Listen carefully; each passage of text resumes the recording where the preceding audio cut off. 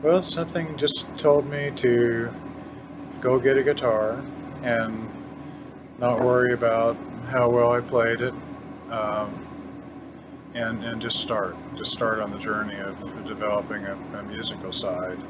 And then I started taking lessons with Patrick in his home, and we just hit it off really well. And then I encouraged Patrick to go into the VA hospital with me and reach out to the vets, and his theory was, well, even if you're laying flat on your back, you can still play guitar.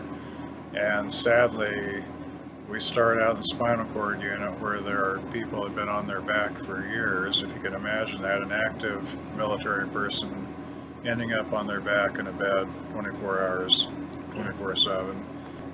I've had chronic PTSD ever since the war and didn't know it for 30 years because we didn't know.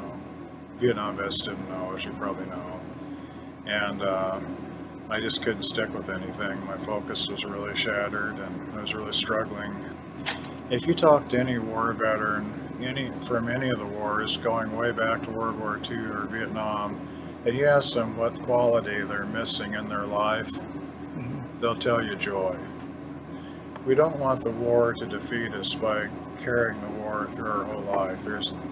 There's got to be a point where we stand up to that, stand up to the fear, and stand up to the way it tries to keep us isolated, and we walk out of that.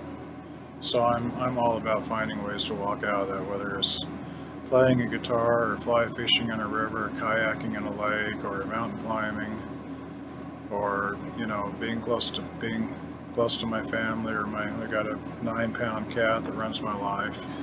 It's important for combat vets to do far less thinking and far more living, and that's the only way that PTSD can be demonstrated over. We have to let the thinking go and live.